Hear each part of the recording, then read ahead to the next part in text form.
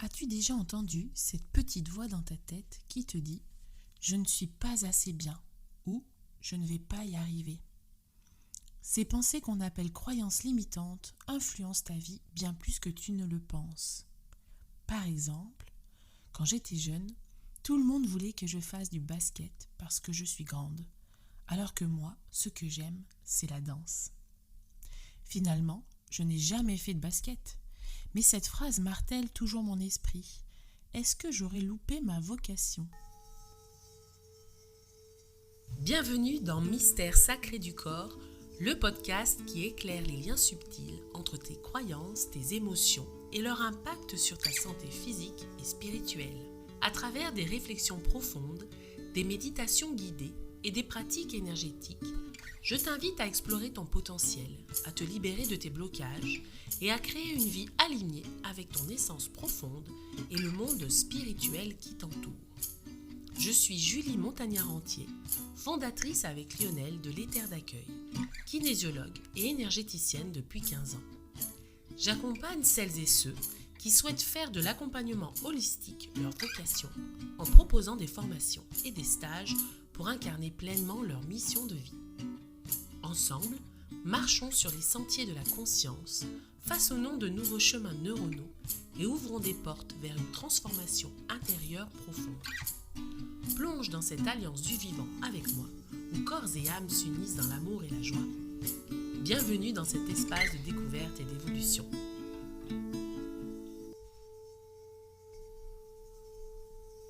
Alors comment une phrase devient une croyance limitante ? Mais comment ces phrases deviennent-elles des croyances alors qu'en réalité, c'est lorsque tu adhères à ces idées qu'elles prennent tout leur pouvoir. Toutes ces petites phrases que tu peux entendre, parfois une seule fois et parfois à répétition, vont s'intégrer en toi.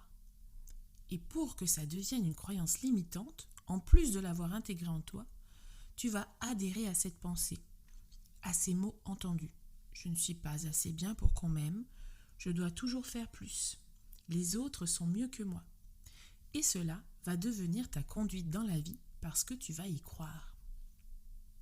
Alors bien souvent, ces croyances s'installent parce que tu les entends à répétition, comme je te l'ai dit, mais elles peuvent aussi être dites une seule fois et nous marquer à vie, qu'elles soient dites sérieusement. Par exemple, une phrase que moi j'ai entendue par un professeur au collège, « Toi, tu ne feras jamais de hautes études » ou, sur le ton de la rigolade, « Ah, mais toi, tu es comme ça », en essayant de m'enfermer dans une façon de fonctionner. Toutes ces phrases peuvent nous marquer à vie comme au fer rouge. Elles ont souvent une connotation négative ou fataliste qui semble indiquer que l'on n'y peut rien et que ça ne pourra pas changer. Exemple, je n'ai jamais de chance, jamais 203, le souci est nécessaire à la vie. Et pour toi alors, comment ça se passe ? Je t'invite à prendre un moment pour réfléchir. Quelles sont les 3 phrases que tu te répètes souvent et qui pourraient être des croyances limitantes. Et l'impact émotionnel dans tout ça ? Il suffit qu'au moment où tu entends la phrase, on soit un peu fragile émotionnellement. Et bien ça va nous percuter directement en nous et toucher une partie de nous qui se dit « mais c'est vrai ce qu'il ou elle est en train de dire ». Et voilà, c'est intégré en nous. Les croyances limitantes ne viennent pas toujours de phrases explicites. Elles s'installent aussi par mimétisme, en observant notre entourage. Dans la famille, par exemple, la répartition des tâches hommes-femmes, la façon de gérer les émotions. À l'école, le modèle d'apprentissage, l'attitude des enseignants. Et dans notre cercle social, la manière dont les autres se comportent et réagissent. Ou bien encore la façon de créer des relations et d'exprimer ses besoins avec les autres. Par exemple, si dans ton entourage, les personnes répondaient à la question « ça va ?» par un « oui, ça va », peu importe la situation réelle de la personne qui répond. Et bien là, tu vas intégrer qu'on ne raconte pas nos problèmes parce que la croyance limitante est qu'ils ne sont pas intéressants ces problèmes, parce que ça va gêner la personne en face, ou encore parce qu'il faut faire croire que tout va bien. Et tu auras plein de croyances derrière tout ça. Bien sûr, d'autres éléments peuvent entrer en compte dans cette intégration des croyances. Par exemple, lorsqu'une croyance limitante nous protège d'une situation désagréable ou douloureuse, elle se renforce. Si, en évitant de parler en public, tu ressens moins d'anxiété, la croyance « je ne suis pas fait ou faite pour parler en public » devient encore plus ancrée. Et c'est ainsi qu'un cercle vicieux s'installe. Et en plus, les croyances limitantes ne viennent pas seulement de l'extérieur. Nous nous en forgeons aussi à partir de nos expériences de vie. Nous analysons inconsciemment notre vie, nos réactions, nos émotions, et nous en faisons un guide personnel de fonctionnement. Entre ce qui a marché et ce qui n'a pas marché, nous créons cette matrice de notre personnalité dans laquelle on va se mouler pour éviter les écueils et les échecs. Et progressivement, ces croyances vont guider nos vies, vont dire ce que nous pouvons faire et ce que nous ne pouvons pas faire, ce qui nous est interdit parce que c'est inaccessible avec notre programme actuel. Et c'est ainsi que la croyance devient limitante parce qu'elle va nous diriger et nous freiner ou nous bloquer pour atteindre nos objectifs de vie, que ce soit un examen à passer, une prise de position ou encore devoir s'exprimer à l'oral et donner son avis. Alors, quel est l'impact de nos croyances sur notre perception du monde ? Marion Blick le dit bien dans son livre « J'arrête les croyances limitantes ».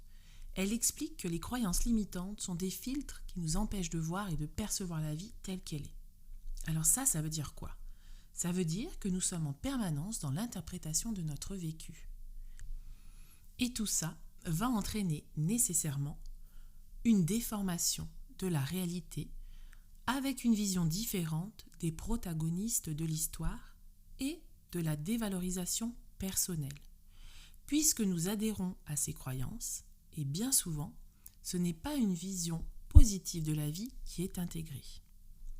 Eh bien oui, on n'intègre pas qu'on est une pure merveille ou un chef-d'œuvre en général, à partir de nos croyances limitantes. Et c'est bien dommage. En général, on remarque que l'ego est bien malmené, et oui, même chez les personnes pour qui on pourrait penser qu'il est fort. À ce sujet, dès qu'une personne se la pète, entre guillemets, ça veut dire que la confiance en elle, elle n'est pas réelle. Quand on a confiance en soi, pas besoin de le montrer. On le sait, on le vit et on le rayonne. Plus les gens en font de l'étalage, et plus, moi en tout cas, j'ai l'impression que je ressens de plus en plus de compassion pour eux, parce que j'imagine la souffrance intérieure qu'il doit y avoir. Pour en revenir à l'estime de soi, due aux croyances limitantes, cette estime de soi va être progressivement écrasée par des injonctions ou même elle n'aura pas le temps de se développer si ces croyances sont présentes fortement dès le début de la vie. Par exemple, en séance individuelle, quand on demande aux personnes de raconter leur histoire, elles nous racontent leur vécu, leur souffrance à travers leurs propres filtres. Et comme on parle souvent des parents, quand on a la possibilité de comparer les deux récits, eh bien le vécu est complètement différent, avec des intentions différentes. Les parents, ils vont dire, par exemple, « C'est merveilleux d'avoir des enfants, c'est la plus belle chose qui nous est arrivée. » Et les enfants vont dire « Mes parents ne m'aiment pas. » Pourquoi ? Parce qu'une suite de comportements, de réactions, d'interdits et d'autres phrases entendues vont amener à cette conclusion « Mes parents ne m'aiment pas. » Ici, on ne juge pas la réalité des faits, on analyse le ressenti, le besoin et la souffrance de la personne. C'est ça qui est intéressant. Les croyances limitantes ne sont pas seulement des pensées isolées, mais elles se tissent dans le quotidien et la dynamique des relations familiales, créant ainsi des mythes et des sagas qui se perpétuent au fil des générations. Chaque membre de la famille, consciente ou non, va intégrer ces croyances comme des vérités universelles, des fondements de son identité. Elles deviennent une sorte de marque de fabrique familiale, ce qui renforce les liens, mais aussi les divisions au sein du groupe. Ces croyances qui peuvent prendre des formes variées, comme des valeurs, des attentes ou des récits communs, agissent comme des filtres par lesquels chaque individu se perçoit et se connecte aux autres. Prenons l'exemple d'une famille qui croit en la chance. Cette conviction partagée, nous, dans notre famille, on est toujours chanceux, peut offrir un sentiment de sécurité et d'unité. Et là, pour le coup, c'est positif. Mais que se passe-t-il pour ceux qui, malgré leurs efforts, ne connaissent pas cette chance ? Sont-ils moins acceptés ou considérés comme des membres à part, le fameux mouton noir ? Dans ce cas, la croyance en la chance peut aussi engendrer des frustrations et des sentiments d'exclusion. Les membres de la famille qui n'éprouvent pas cette chance peuvent se sentir comme des anomalies ou des échecs, ce qui remet en question leur appartenance au clan familial. Alors cette dynamique peut aussi affecter les relations entre les membres. Ceux qui se sentent chanceux peuvent ne pas comprendre les difficultés de ceux qui luttent et vice-versa. Ce phénomène crée des fractures invisibles au sein de la famille où la conformité à une croyance partagée devient plus importante que l'acceptation des différences individuelles. Ainsi, au-delà de la croyance en la chance, c'est tout un mécanisme d'identité collective qui se joue. Et ces mythes familiaux ont la capacité d'influencer profondément les trajectoires de vie en incitant chaque membre à s'identifier, consciemment ou non, à une place particulière dans l'histoire familiale.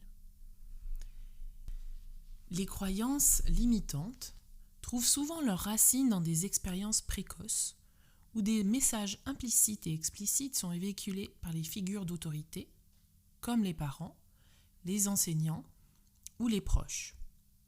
Ces messages, souvent donnés sous forme d'ordre ou de reproches, peuvent être perçus par l'enfant comme des vérités absolues sur ce qu'il est et ce qu'il doit être. Par exemple, des phrases comme « ne bouge pas »,« tais-toi »,« tu parles trop » ou « tu es pénible » ne sont pas seulement des instructions à suivre, elles portent des jugements implicites sur la personne de l'enfant. Elles lui transmettent des messages sur son comportement et plus profondément sur sa valeur en tant qu'individu.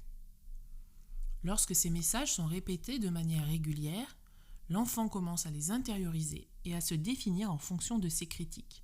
Je suis trop bruyant, je dérange les autres, je n'ai pas le droit d'exprimer ce que je ressens. Ces idées s'insinuent lentement dans la conscience de l'enfant, formant des croyances limitantes sur ce qu'il peut ou ne peut pas être.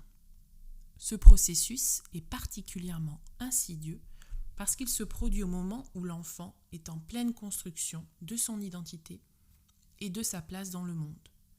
Ces croyances façonnent sa vision de lui-même et des relations avec les autres, renforçant l'impression qu'il n'est pas assez bien ou qu'il n'est pas acceptable tel qu'il est. Mais au-delà de l'impact sur l'estime de soi, ces messages induisent également un sentiment de peur et de danger. L'enfant apprend rapidement qu'il risque une sanction, que ce soit sous forme de réprimande, de rejet ou de désapprobation, s'il ne se conforme pas aux attentes imposées. Cette peur de la sanction, cette crainte de ne pas répondre à la norme, engendre une profonde anxiété.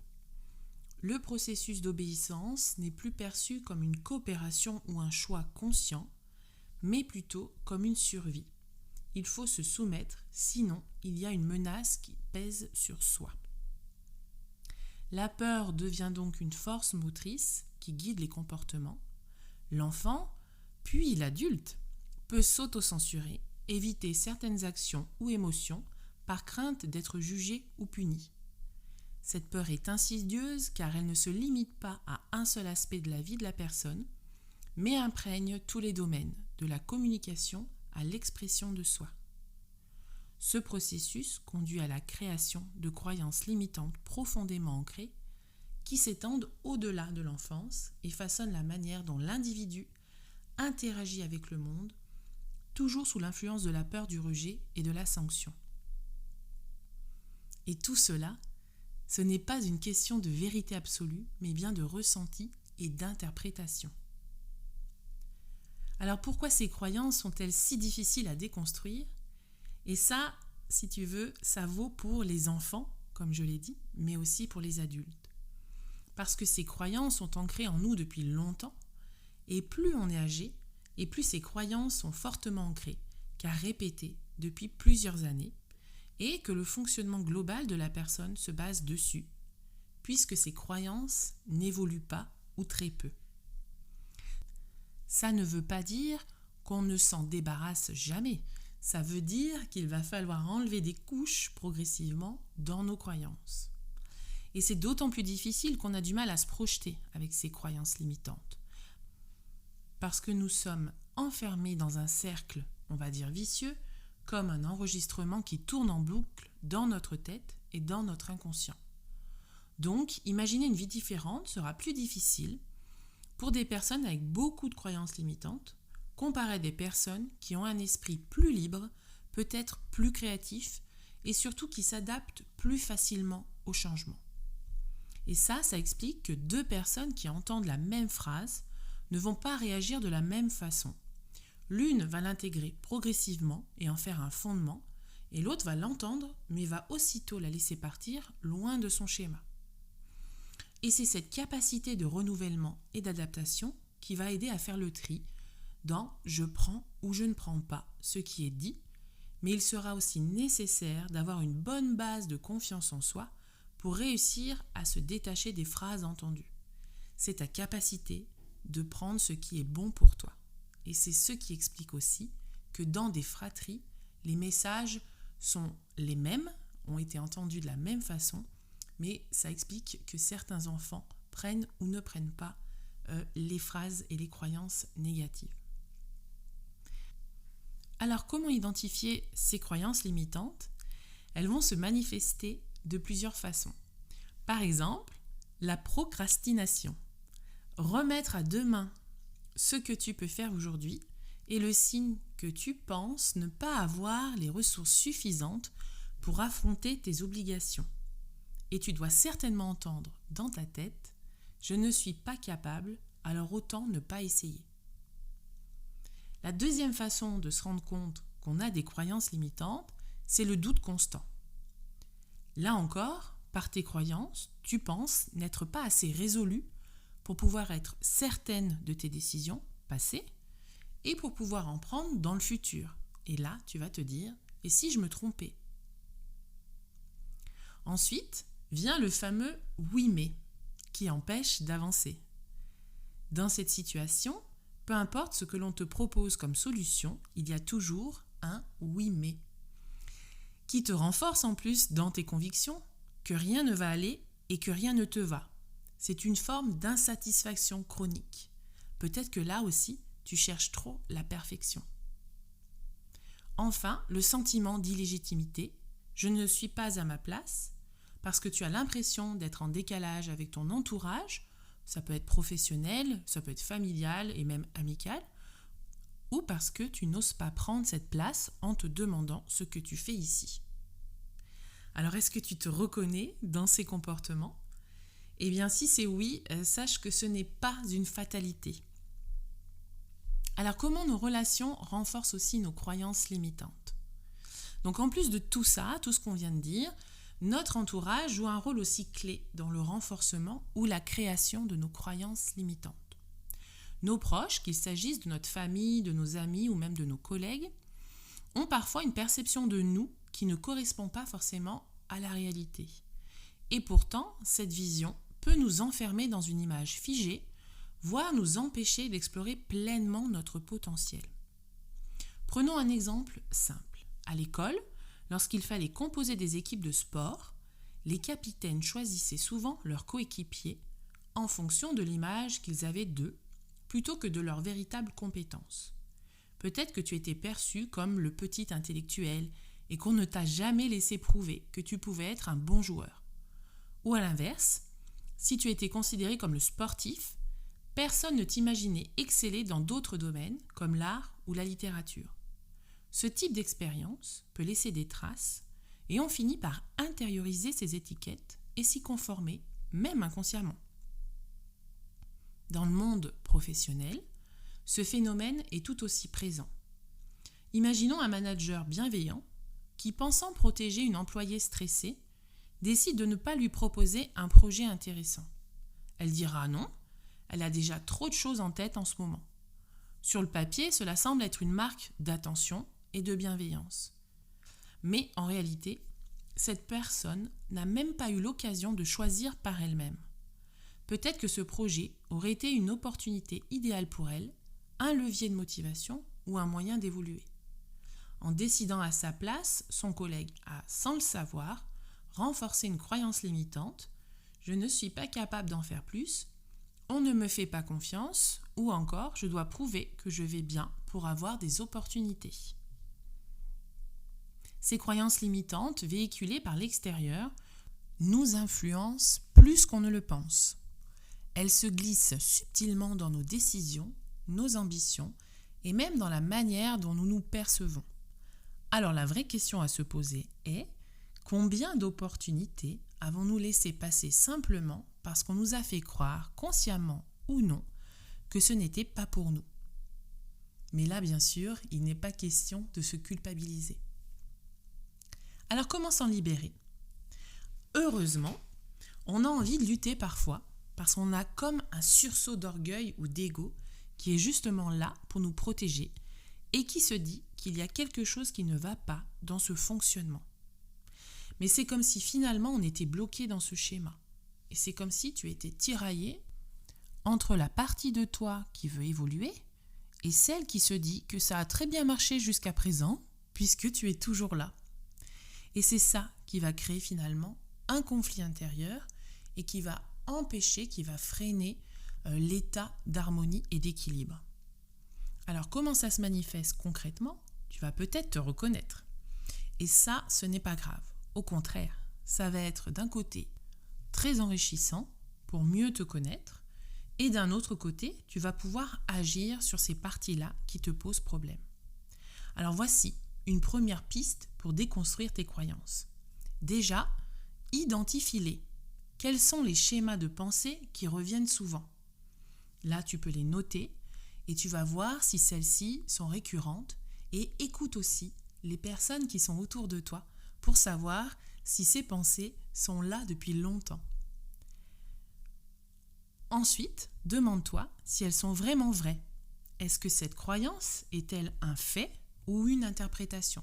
Est-ce que tu as des preuves de ce fait ou est-ce que c'est quelque chose que tu as interprété, toi ou ton entourage? Et ensuite, troisième point, teste-en de nouvelles. Remplace « je ne suis pas faite pour ça » par « et si j'essayais ». Dans les réactions possibles à ces croyances limitantes, tu vas soit les écouter, même inconsciemment, soit agir à l'exact opposé. Ce qui en soi est quand même un contrôle de la croyance, puisqu'elle t'oblige à agir à l'opposé d'elle-même. C'est donc encore être piégé par cette croyance. Par exemple, tu vois tes parents trimer au travail. Bon, je n'ai pas d'autre mot que trimer. Et toi, tu vas plutôt choisir un métier tranquille, entre guillemets, qui te demandera le minimum de disponibilité cérébrale ou physique, selon tes choix, et l'image que tu as du travail. Tu vas pouvoir profiter de la vie. La bonne nouvelle dans tout ça, c'est que tu peux te défaire de tes croyances limitantes en mettant en premier lieu le doigt dessus. La conscientisation de tes croyances ne va pas tout régler, mais déjà, te voir fonctionner est un premier pas vers la libération. Les croyances limitantes englobent donc tes interprétations, ta vision du monde et la mémoire collective. Et tout ça, ça parcourt notre cerveau à l'aide de chemins neuronaux qui vont s'activer selon les situations vécues et se renforcer quand tu auras résolu un problème à partir de tes croyances. Imagine un chemin tracé dans une forêt. Plus on l'emprunte, plus il est visible et difficile à effacer. Mais si on cesse d'y marcher et que l'on crée de nouveaux sentiers, l'ancien finira par disparaître. Ça peut déjà te donner des pistes sur tes besoins profonds. Besoin de sécurité, besoin d'appartenance, besoin d'être aimé, etc. Il y en a d'autres. Et pour ça, je t'invite à te tourner vers la pyramide de Maslow, qui reprend les besoins inhérents à l'être humain et qui les classifie. Cette pyramide permet de clarifier nos besoins intérieurs et nous permet de nous situer par rapport à eux. J'aime aussi beaucoup l'idée des affirmations positives qui vont créer de nouveaux chemins neuronaux à l'intérieur du cerveau, si et seulement si on donne les mêmes conditions d'intégration lorsque l'on intègre des croyances limitantes. Les affirmations positives ne sont pas seulement répétées comme un perroquet, c'est aussi s'aider de la visualisation, par exemple, et des émotions que l'on va ressentir au moment où on vit ce que l'on est en train de dire. C'est très important à prendre en compte. Quand on travaille avec les affirmations positives, il faut d'une part visualiser que tu es en train de vivre ce que tu dis et en même temps ressentir ce que ça te fait de vivre cette affirmation. L'inconscient va chercher à revivre cette émotion enthousiasmante en développant la créativité par exemple et donc la capacité à résoudre des problèmes pour atteindre l'objectif énoncé. Et enfin, pour que ça marche, il faut les répéter et les répéter tous les jours, de préférence le matin, car l'esprit est quand même plus frais, moins pollué par des tas de pensées, et ça doit venir ton réflexe du matin. Le soir aussi, quand tout est calme, tu peux aussi t'endormir sur ces belles pensées, à condition de ne pas t'endormir épuisé, évidemment. Et c'est donc toute une rééducation cérébrale que tu vas mettre en place. Tu vas changer les paramètres, changer de sentier et en créer de nouveaux. Et là où c'est intéressant, c'est que ces nouveaux paramètres, tu les choisis. Ce n'est plus une imposition peut-être extérieure, mais aussi de ton mental et de ton inconscient. Là, c'est toi qui choisis les belles paroles, les bons mots et les bonnes émotions que tu veux sentir à l'intérieur de toi. Et après tout ça, si tu vois que ça apaise déjà des choses, c'est déjà très bien. Si tu sens en revanche que c'est encore difficile pour toi de te détacher de tes croyances, j'ai envie de te recommander de te rapprocher de la technique énergétique ou de développement personnel de ton choix pour y arriver. Alors moi, ma technique favorite, c'est la kinésiologie, parce qu'on travaille fort sur ces chemins neuronaux et que c'est ma technique d'amour.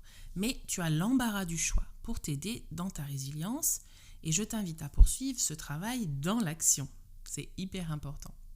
Alors j'aime beaucoup cette citation de Lao Tzu. « Apprends à écrire tes blessures dans le sable et à graver tes joies dans la pierre. » Je trouve que ça remet à sa place chacune de nos expériences et surtout, on choisit ce que l'on veut garder dans sa vie, une belle histoire de résilience. Se libérer de ces croyances limitantes, c'est se donner la chance de créer une vie alignée avec ses vrais désirs. C'est un voyage et tu as déjà fait le premier pas en écoutant cet épisode. Merci à toi. Merci d'avoir voyagé avec moi dans cet épisode de Mystère sacré du corps. Si cette exploration a résonné en toi et que tu ressens l'appel d'aller plus loin, je t'invite à rejoindre les terres d'accueil, un espace dédié à la transformation, à la connexion et à l'éveil de ton potentiel profond. Rejoins notre alliance spirituelle et bienveillante sur Facebook, sur les terres d'accueil ou sur le groupe privé Futur Enquêtrice de l'âme. Tu as aussi notre Insta, Lionel et Julie, les terres d'accueil, et notre site internet www.lesterresdaccueil.fr. À très bientôt pour un nouvel épisode et d'ici là, prends soin de toi, de ton énergie et laisse briller ta lumière.